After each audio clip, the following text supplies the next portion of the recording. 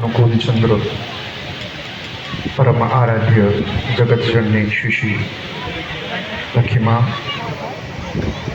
परम पूज्यपाद श्री श्री वर्धा एवं परम पूज्यपाद श्री श्री आचार्य देव के चरणों में कोटि कोटि प्रणाम। वरण्य वरिष्ठ सहप्रद व्यक्ति श्री रामकृष्ण चक्रवर्ती दास, उपस्थित सभी पवित्र पंथधारी कर्मीगण, गुरु भ्राता एवं अन्नपूर्णा रूपी सभी माँओं को मेरी आंतरिक श्रद्धा, हार्दिक जय गुरु। सबसे पहले आप सभी को नववर्ष की शुभकामना। आज एक बार फिर हस्तिनापुर के इस ऐतिहासिक स्थल पर आने का सौभाग्य प्राप्त हुआ है। परमपिता की बहुत बड़ी कृपा है। मानव शरीर में आने के बाद जीवन सार्थक हुआ है। बाईपास सर्जरी के बाद डॉक्टरों ने विशेष रूप से ड्राइविंग भी, लॉन्ग रूट पे जाने की भी हर चीज़ों की मनाही कर दी गई कि आप लंबे सफ़र पर भी नहीं जाएंगे, लंबी ड्राइविंग भी नहीं करेंगे।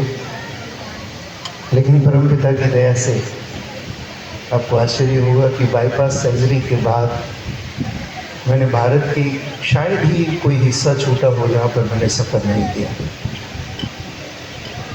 ये ठाकुर जी की विशेष कृपा है।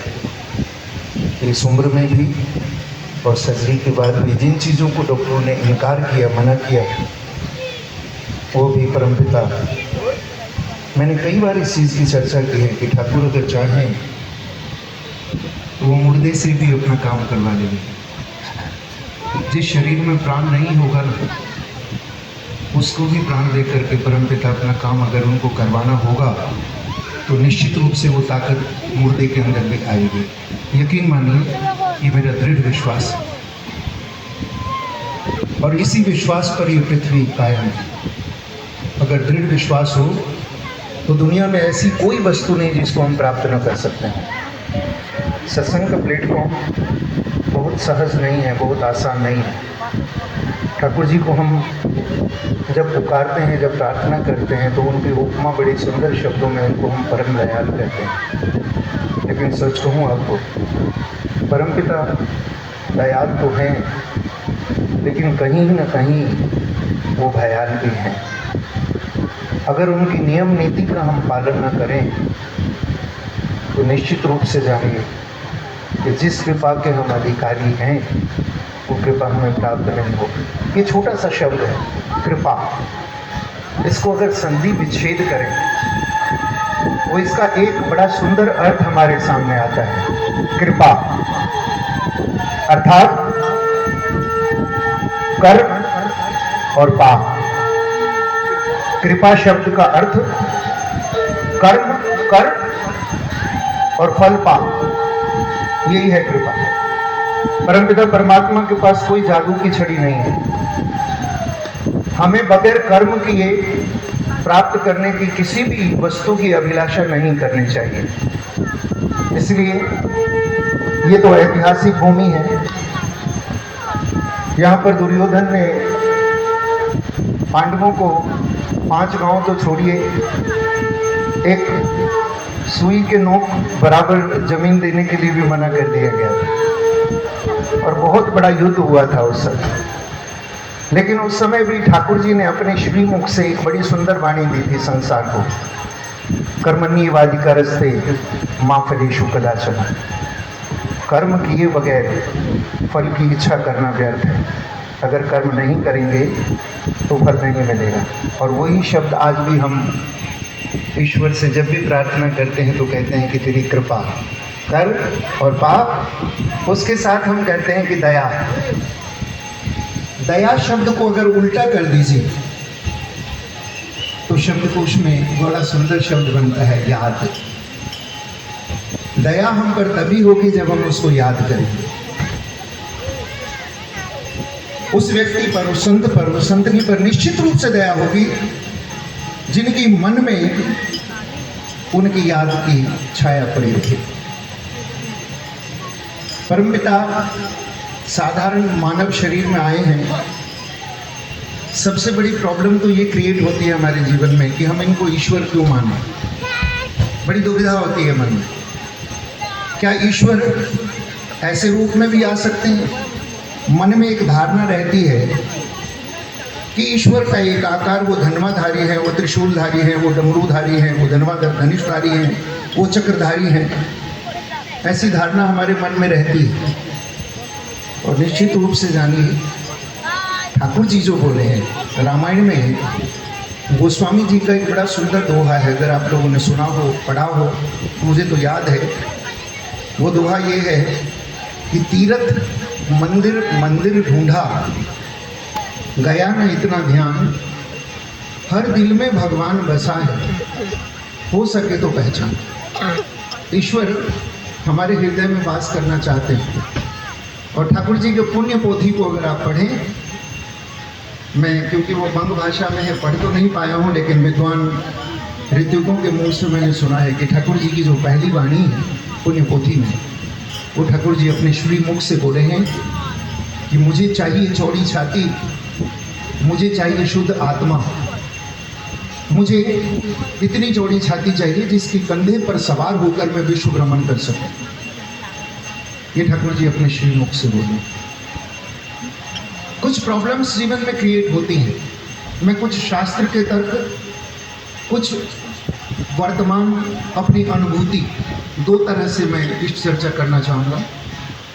शास्त्रों में क्या लिखा गया है, क्योंकि मेरा सौभाग्य है ब्राह्मण परिवार में जन्म लेने के कारण शास्त्रों का थोड़ा अध्ययन करने का मुझे अवसर मिला है। मेरे पिताजी मंदिर में पुरोहिताई का कर्म करते थे, तो मेरे पास अभी भी घर में 4 वेद रखे हुए हैं, 18 पुराण रखे हुए हैं, 108 उपनिषद रखे हुए हैं, ग्रंथ रखे हुए हैं।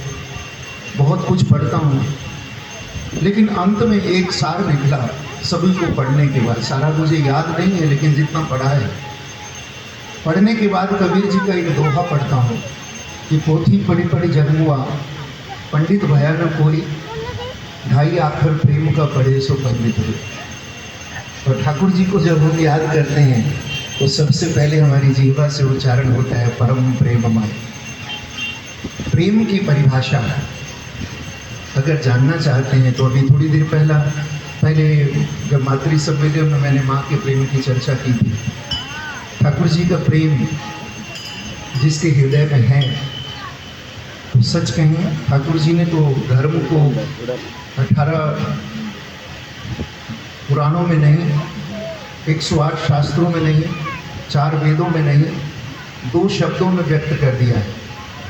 और वो शब्द मेरे ख्याल से जिन्होंने भी दीक्षा ली है, जो नाम करते हैं, ये 2 शब्द सभी को याद होगा कि तू बचना, दूसरे को बचाना, इसको ही तू धर्म समझना। धर्म को सिर्फ 2 शब्दों में ठाकुर जी ने व्यक्त कर दिया।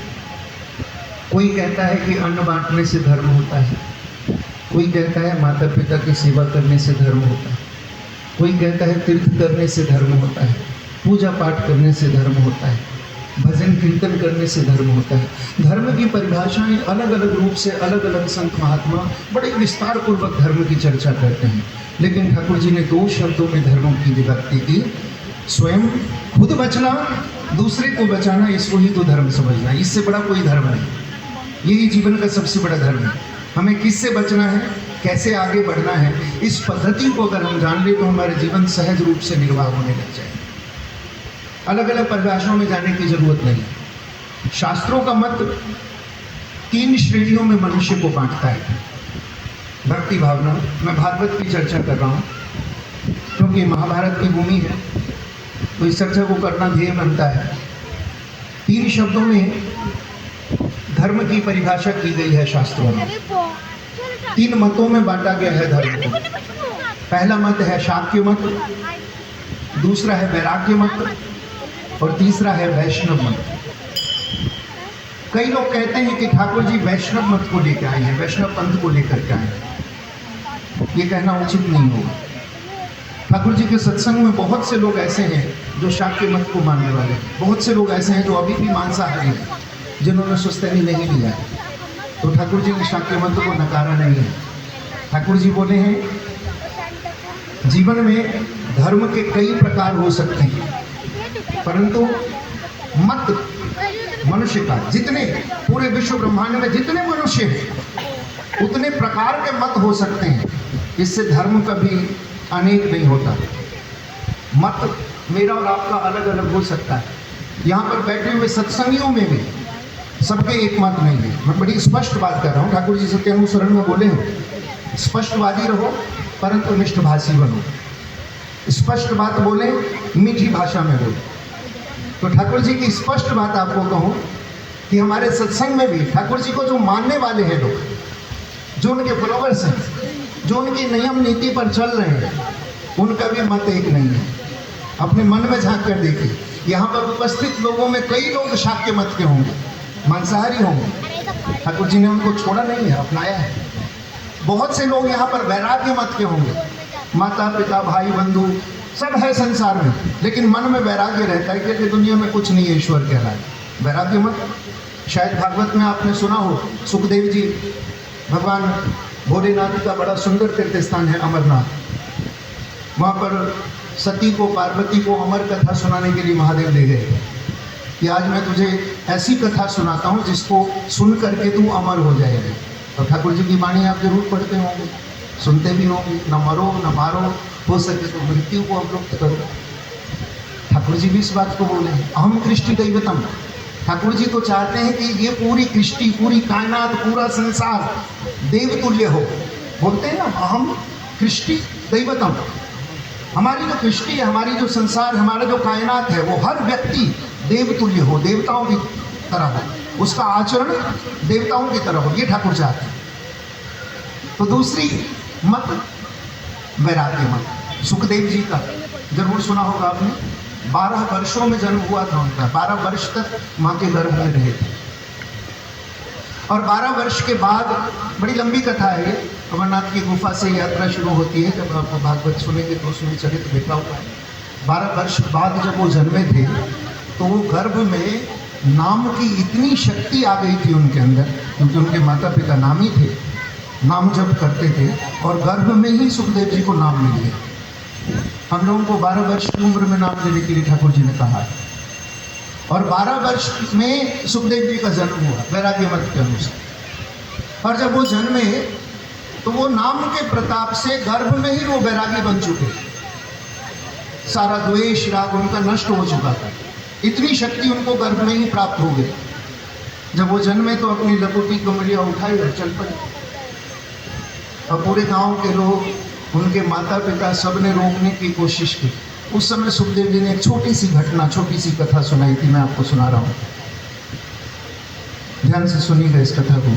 सुखदेव जी ने सुनाया था कि एक चक्रवर्ती सम्राट, एक राजा अपने सभासदों को, अपने सिपाहियों को लेकर के शिकार के लिए गए। रात हो गई, अंधेरा हो गया, और राजा के साथ जो सिपाही आए थे वो उनसे इधर उधर भटक गए। राजा अकेले रह गए। अब शाम का समय, हल्का छिटपुटा अंधेरा सा हो रहा है। अब जंगलों में भटकते हुए उन्हें कहीं से थोड़ी सी रोशनी दिखाई दी। एक कुटिया थी बनी हुई, और उस कुटिया के दरवाजे पर खड़ी हुई एक महिला अपने बालों को संवार रही है। उस माँ को देख करके राजा का मन मोहित हो गया। उस सुंदर महिला को देखकर उनका मन मोहित हो गया, उनके मन में व्यभिचार आया। उस महिला से वार्तालाप करते हुए कुटिया में प्रवेश कर गए। जो उस महिला के पति थे, जो महात्मा संत की पत्नी थी, वो उस वक्त कुटी में नहीं थे।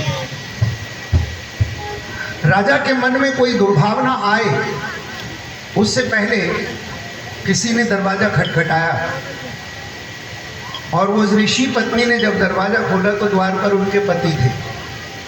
महात्मा आ गए थे वापस। अब पूरी कुटिया में छुपने की कोई जगह नहीं थी। तो पहले ज़माने में जो हम लोग शौचालय बनाते हैं, वो कुटिया के किसी कोने पे एक गड्ढा खोद दिया गया था, उसको जो है वो फूस से ढक दिया करते थे, उसी में मलमूत्र विष्ठा का परित्याग किया करते थे।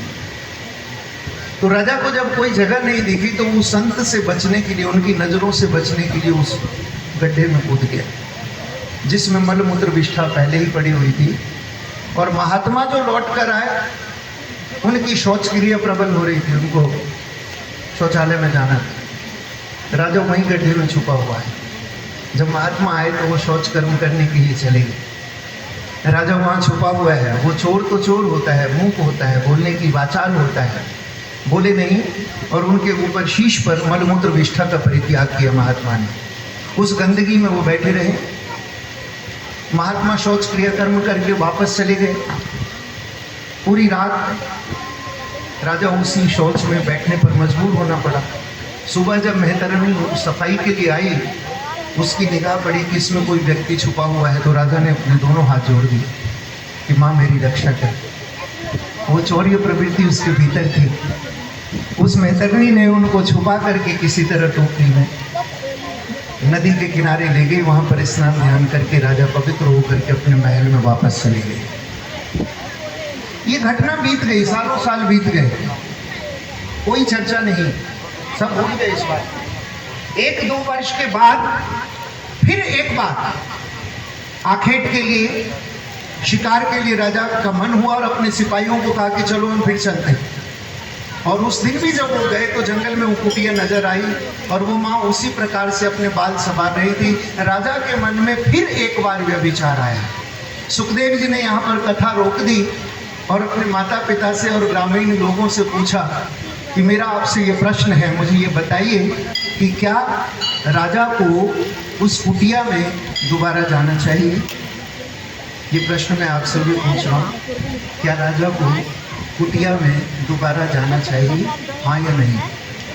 जरा प्लीज बोलिए हाँ या नहीं। आपका मन क्या कह रहा है, हाँ या नहीं? नहीं जाना चाहिए। सुखदेव जी ने इस कथा को यहीं पर रोककर अपने माता पिता से कहा कि मैं 12 वर्षों तक मल मूत्र विष्ठा में उल्टा लटका रहा हूँ। मैं 12 वर्षों तक मल मूत्र विष्ठा में उल्टा लटका रहा हूँ। क्या मुझे दोबारा इस योनि में आना चाहिए? ये है वैराग्य मत। वैराग्य मत का अर्थ जो इस योनि में हम दोबारा ना आए, क्योंकि इसको भोगने के लिए हमें कम से कम जो महापुरुष हैं उन लोगों ने भी, आप सबको जानकारी होगी 12 महीने का ठाकुर जी का जन्म है, ये जानकारी होगी आपको। हम लोगों का 9 महीने में जन्म है।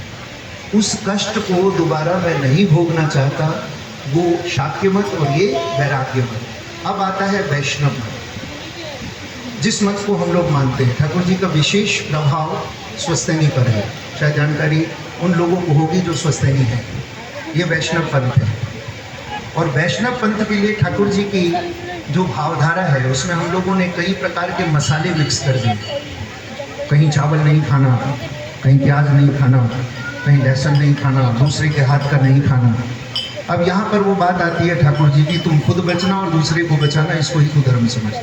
अगर मैं अपने शरीर की, अपने काया की, अपने तन की रक्षा कर रहा हूँ तो इससे बड़ा धर्म क्या हो सकता है? ठाकुर जी ने कोई इसमें बंधन नहीं बांधा है, ना हमें कोई ऐसा आडंबर करने के लिए कहा। हम किसी के हाथ का चावल नहीं खाएं, हम प्याज नहीं खाएं, हम लहसुन नहीं खाएं, ये इससे स्वस्थैनी पालन हो जाएगा, ऐसा ठाकुर जी नहीं बोले। तुम बचो, स्वयं की रक्षा करो, अपने शरीर की रक्षा करो, क्योंकि स्वस्थैनी का पहला जो अर्थ है वो ये शरीर विग्रह, अर्थात ठाकुर जी का विग्रह मंदिर है। मेरा शरीर मेरे इष्ट का मंदिर हो, तो अपने शरीर को मंदिर बनाना है। उसके लिए जो भी चेष्टा हम आप कर सकते हैं, जिस भी वस्तु से हमारा शरीर, हमारा मन दूषित होता हो, उससे हम बचें, ये वैष्णव मत है। ये स्वस्थैनी की ओर जाने का एक पथ है। ठाकुर जी ने ना शाक्य मत को नकारा है, ना वैष्णव मत को नकारा है, ना ही वैराग्य मत को नकारा है। आप किसी भी मत को मानते हो, आप वैरागी हो, शाक्य हो या वैष्णव मत के हो, ठाकुर जी के शरण में आ सकते हैं, उनकी भावधारा को मान सकते हैं।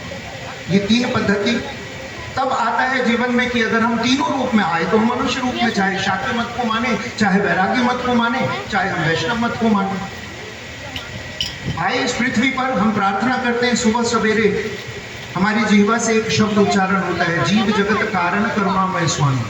प्रार्थना का एक लाइन है, जीव जगत जीवन कारण करुणामय स्वामी। ये जो जीवन हमें मिला है, इसका कारण क्या है? कोई व्यापार करता है, कोई नौकरी करता है, कोई अपने परिवार में व्यस्त है।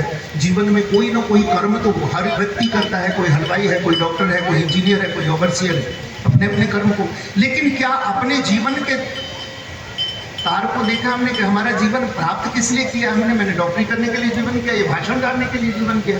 ठाकुर जी बोल रहे हैं तुम्हारा आचरण, तुम्हारी चाल, तुम्हारा चलन तुम्हारी भाषा में व्यक्त ना हो। भाषण देने के लिए ठाकुर जी ने स्पेशली कहा है कि बिल्कुल नहीं बोलना। बोलने से, भाषाओं से क्या होता है? एक शब्द जरूर बोले हैं कि गुप्त मैल भाषा के जरिए निकल पड़ते हैं। बोलना सिर्फ इसीलिए है कि आपके मन का जो मैल है वो निकल जाए, परंतु इसका मतलब ये नहीं कि हम भाषण देने लग जाए, थोड़ा सा ज्ञान मिले तो भाषण नहीं।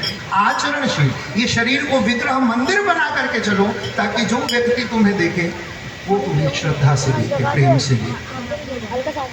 3 मत के बाद मनुष्य योनि में अगर हम आए हैं तो फिर ये समझिएगा कि ये शरीर हमें फ्री में मिल गया। इस दुनिया में फ्री में कुछ नहीं है। आज अगर आप एयर कंडीशन की हवा खाते हैं उसके लिए भी पैसा लगता है। अगर आप सड़क पे कार में घूमते हैं उसके लिए भी पैसा लगता है। जीवन में अगर पानी पीते हैं उसके लिए भी पैसा लगता है। लेकिन कुदरत ने 5 वस्तुएं हमें फ्री में दे दी हैं। अग्नि, जल, वायु, पृथ्वी, आकाश। ये तो फ्री है जी। आज धरती भी बिक रही है, पानी भी बिक रहा है, आकाश में मंगल ग्रह पे भी ज़मीन बिकने लग गई है, मतलब आसमान भी बिक रहा है। एयरलाइन जो बनी है उनकी भी अपनी अपनी सीमा है, तो वो भी बिक गया। तो दुनिया में बिकाऊ क्या नहीं है? सब कुछ बिक रहा है। ऐसा तो नहीं है कि कुछ फ्री में हो। तो ये हम क्यों सोचें कि ये बीज मंत्र जो हमें मिला ये फ्री फंड में मिल गया। अब इसमें एक चीज़ आती है कि ठाकुर जी को हम क्या दे सकते हैं। 5 नीति बड़ी गहराई से सुनिएगा। यजन, याजन, इष्टवृत्ति, स्वस्थैनी, सदाचार। ये 5 नीति अगर हम सोचेंगे कि आज कलयुग में ठाकुर जी लेकर आए हैं, ऐसा नहीं है। ये सतयुग से ही चला आ रहा है। द्वापर में भी था, त्रेता में भी था, कलयुग में भी है। और हर समाज में, मुस्लिमों में आपने सुना होगा ज़कात, वो भी इष्टवृत्ति ही है। इष्टवृत्ति का वही प्रारूप है वो ज़कात। वो अपनी कमाई में से निकालते हैं। अब हमने इष्टवृत्ति निकाल ली। इष्टवृत्ति को बड़ा साधारण समझ करके जो लोग करते हैं वो मूर्खता करते हैं। 3 ऋण जब हम जन्म लेते हैं, एक ग्रंथ ठाकुर जी का, वैसे तो बहुत सारे ग्रंथ हैं, चालार साथी है, विनायक है, विज्ञान विभूति है, इस्लाम प्रसंग है, नारी नीति, सत्यानुसरण आदि बहुत से ग्रंथ पढ़ते हैं आप। एक ग्रंथ जरूर पढ़िएगा ठाकुर जी का, दशविधि संस्कार। ठाकुर जी की वाणी है उसमें, जो सनातन धर्म में 16 संस्कार हमको दिए हैं, ठाकुर जी ने 10 संस्कार लिखा है उसमें, जो मनुष्य को पालन करना चाहिए। दशविधि संस्कार अगर आपने पढ़ा हो तो बहुत अच्छी बात है, नहीं पढ़ा हो तो देवघर से इस बुक्स को जरूर मंगवाइए। दशविधि संस्कार। मैं निश्चित कहता हूँ कि सतयुग की शुरुआत होगी अगर ये 10 संस्कार का पालन हम करने लग जाएंगे। कलयुग बेशक कितने चरम पर हो, 10 संस्कार, जिसमें गर्भधारण संस्कार है, वंशवंश संस्कार है, चूड़ाकरण संस्कार है, अन्नप्राशन संस्कार है, छठियारी संस्कार है, जनेऊ उपनयन संस्कार है, पाणी ग्रहण विवाह संस्कार है, अंत में अंतिम संस्कार जिसको कहते हैं वो है। ये 16 संस्कार होते थे पहले, जिसको ठाकुर जी ने 10 विधि संस्कार की। तो जब हम इस योनि में आते हैं तो हमें 3 ऋण चुकाना निश्चित होता है। बड़ी गहराई से जानिए। 3 कर्जे हमें जब हम गर्भ में आते हैं, जब हमें ये शरीर दिया जाता है, उसी वक्त 3 ऋण हमारे ऊपर दे दिया जाता है। उसमें पहला ऋण है पितृ ऋण, पितरों का ऋण। दूसरा है देव ऋण, देवताओं का ऋण। और तीसरा है पितृ ऋण, देव ऋण एवं, समझ रहे कहाँ जा रहा हूँ, पितरों का, जिनके हमें जन्म दिया है उनका, देव ऋण, देवताओं का, और तीसरा ऋषि ऋण, ऋषियों का ऋण, संतों का ऋण। ये 3 ऋण हर मनुष्य को चुकाना होता है। अगर इसमें कहीं से भी मनुष्य चूकता है तो निश्चित रूप से उसका डिमोशन होगा। देवघर अगर गए हैं तो ठाकुरबाड़ी से बिल्कुल सटा हुआ एक जगह है जामतला, इतिहास जानिएगा वहाँ ठाकुर जी। पूरे देवघर में जामतला ही एक ऐसी जगह है ठाकुर जी जहाँ जीवन में सिर्फ एक बार गए, दोबारा भक्तों ने उन्हें जाने नहीं दिया। जामतला में ठाकुर जी भी अस्वस्थ हो गए थे। ठाकुर बाड़ी में जो ठाकुर जी का विग्रह दर्शन करते हैं, जो फिल्मेट्रोपी से इधर आने के बाद मेमोरिया से दाईं हाथ पर देखिएगा, बड़ा शांत एक छोटा सा मंदिर बना हुआ है जामतला। जामुन का एक पेड़ है, वहाँ पर ठाकुर जी 3 महीने तक रहे थे और इतना अस्वस्थ हो गए थे कि ठाकुर जी को उस जगह पर दोबारा भक्तों ने जाने नहीं दिया। अभी भी वो जगह बिल्कुल कैप्चर किया हुआ है। मेरी ड्यूटी लगी थी 125वें जन्मदिवस पर, इसलिए मुझे वहाँ की जानकारी मिली थी। तो वहाँ पर ठाकुर जी ने कई बार रात में 12-12 बजे चिल्लाते थे कि वो पेड़ पे से कोई गिरता था, भट्ट की आवाज़ आती थी और ठाकुर जी बड़े जोर से चिल्लाते थे, एक और गया। और पता नहीं, लोग कहते हैं कि वहाँ ठाकुर जी रात में किसी न किसी से बात करते थे, अंधेरे में भी उनकी आवाज़ आती थी, पता नहीं किससे बात करते थे और कहते थे कि मैं क्या करूं। ठाकुर जी कभी कभी रोते थे, उनके रोने की आवाज़ आती थी और रोते हुए कहते थे कि मैं क्या करूं, मैं तो चाहता हूं कि तुझे मैं अच्छा सा शरीर दूं, लेकिन मेरे पास अच्छा कोख नहीं है। मैं तुझे लाना चाहता हूं, लेकिन मेरे पास अच्छा कोख नहीं है। और उनके रोने की बिलखने की आवाज़ लोगों के कानों में आती है। तो ठाकुर जी चाहते हैं सुसंतान की प्राप्ति हो, ये विश्व देवतुल्य बने, ये पूरी कृष्टि देवतुल्य बने। लेकिन उनकी भी तो मजबूरी है ना, वैशिष्ट पाली है। अगर हम कर्म नहीं करेंगे तो क्या करेंगे, कैसे हमको अच्छा शरीर नहीं दे सकते, अच्छी जगह पर हमको कैसे भेजेंगे, वो तो बंधे हुए हैं। उसके लिए हमें 3 ऋण चुकाना होगा, देव ऋण, ऋषि ऋण और पितृ ऋण। और इन ऋणों को उतारने के लिए आपको ज़्यादा जतन करने की ज़रूरत नहीं है। मंदिरों में, मस्जिदों में, गुरुद्वारों में अलग अलग तरीके से लोग दान पुण्य करते हैं, लेकिन जीवन का एक ध्येय हम नहीं बना पाते, इष्ट वृत्ति, इष्ट का भरण, इष्ट का पोषण। अगर ये नियम जीवन में, ये एक नशा है, सबसे बड़ा नशा है। अगर इष्टवृत्ति का नशा किसी को चढ़ जाए तो निश्चित जानिए कि देव ऋण, ऋषि ऋण और पितृ ऋण, इन तीनों ऋणों से आप निश्चित रूप से पूर्ण होगा। मैं भी होऊंगा और आप भी होंगे, नियम पूर्वक। और जिन लोगों ने इसका पालन किया, उसके बहुत से इतिहास को हम लोग सुनते हैं, जानते हैं। कभी सुदामा का नाम लेते हैं, 3 मुट्ठी चावल ले गया।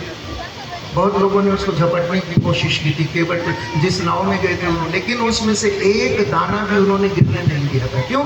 मेरे ठाकुर का भोग है, ये नहीं दूंगा। चाहे तुम मेरी अंग के जो वस्त्र हैं वो ले लो, लेकिन ये मेरे ठाकुर का भोग है। वो है इष्टवृत्ति।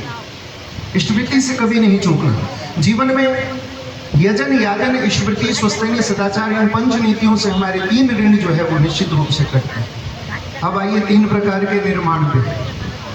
अगर ये 3 नियम हमारे ठीक हैं, हमने 3 ऋण भी चुका दिए इष्टवृत्ति को अगर तरीके से किया, ठीक तरीके से इष्टवृत्ति अगर करें तो ये 3 ऋण से ऋण हो गए। अब आता है मनुष्य के निर्माण की स्थिति। ये तो सच्चा अच्छा मनुष्य कैसे तैयार। ठाकुर जी की भाषा में सत्संग को कहा गया मेन मेकिंग फैक्ट्री, मनुष्य बनाने का कारखाना। मनुष्य तैयार कैसे होता है, इसमें भी 3 ही पिलर है। जैसे ये 3 ऋण है, वैसे ही मनुष्य के शरीर के लिए, मनुष्य की आत्मा के लिए, मनुष्य की जो खुराक है वो भी 3 ही पिलर है। और वो 3 पिलर हैं, एक है जन्मानुगत, एक है वंशानुगत और एक है चरित्रगत। एक है प्रारब्ध, एक है संचित और एक है क्रियमान। जो प्रारब्ध है वो ईश्वर का दिया हुआ है, कोई नहीं काट सकता। जो संचित है वो हमारा आपका पिछला जन्म जो हमने कमाया है वो अभी भी हमारे खाते में है। कुछ मत कीजिए फिर भी वो आपको मिलेगा ही मिलेगा। बहुत से लोग निरर्थक पड़े रहते हैं, परंतु उनको भोजन मिल रहा है, उनको सब कुछ प्राप्त हो रहा है, चाहे किसी भी माध्यम से प्राप्त हो रहा हो, वो उनका संचित है, उनका पिछला कमाया हुआ है।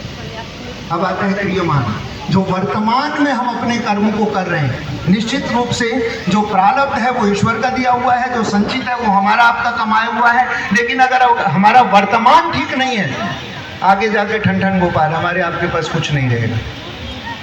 संचित भी खत्म हो गया, प्रारब्ध जो था वो भी खत्म हो गया, और क्रियमान में हमने कुछ कमाया नहीं। करता था सो क्यों किया, अब कर क्यों पछताए, बोया बीज बबूल का तो आम कहाँ से। मेरा आपका जो किया हुआ है वही तो हमें मिलेगा। ईश्वर के पास कोई इतना बड़ा खजाना तो नहीं है कि तुम करोगे नहीं और तुम प्राप्त कर लोगे। तो ये कर्म करना होगा। फिर वही बात दोहरा रहा हूँ, कर्मण्येवाधिकार रस्तमो फलेषु कदाचन। कर्म करना हमारा आपका अधिकार क्षेत्र है। कर्म कीजिए, फल की अभिलाषा ना करते हुए ईश्वर के ऊपर छोड़ दीजिए। ये भूमि पवित्र है क्योंकि निश्चित रूप से यहाँ पर ऐतिहासिक बहुत सी घटनाएं घटी हैं। आज सत्संग के इस प्लेटफॉर्म पर आकर हम परमपिता के बताए हुए रास्ते पर चलने की कोशिश करें, यही हमारे जीवन का सबसे बड़ा ध्येय है। निश्चित रूप से जानिए कि हम सब उनके फॉलोवर्स हैं, उनके अनुयायी हैं। तो उनके बताए हुए रास्ते पर, उनकी नीति पर अगर हम नहीं चल सके तो निश्चित रूप से कहीं ना कहीं वो हमारी आपकी भूल है। बहुत कुछ कहने की अभिलाषा है परंतु समय की एक सीमा है। आज हमारे बीच में श्री प्राणकृष्ण चक्रवर्ती दादी विराजमान है, वरिष्ठ सह-प्रतिनिधित्व हैं, पीलीभीत से यहाँ पर आए हुए हैं। मेरे मन में बड़ी इच्छा है कि उनको भी सुनूं। बहुत कुछ सुन करके प्राप्त होता है। जब ज्ञानी गुणी जन बोलते हैं तो उनकी जीवा से बहुत कुछ ऐसी बातें निकलती हैं जो हमारे जीवन में उन्नयन का काम करती हैं। मेरे मन में ये इच्छा है कि उनको भी सुनूं। बहुत कुछ इच्छा रखते हुए फिर से एक बार आप सभी के मंगल जीवन की प्रार्थना करते हुए मैं यहाँ शब्दों को विराम देना चाहूँगा। मेरी जीवा से अगर कोई अपशब्द निकला हो, क्षमा याचना करते हुए अपने शब्दों को विराम दे रहा हूँ। सर्वे भवन्तु सुखिनः, सर्वे सन्तु निरामयः, सर्वे भद्राणि पश्यन्तु, माँ कश्चित् दुःखभाग् भवेत्। सभी को जय गुरु।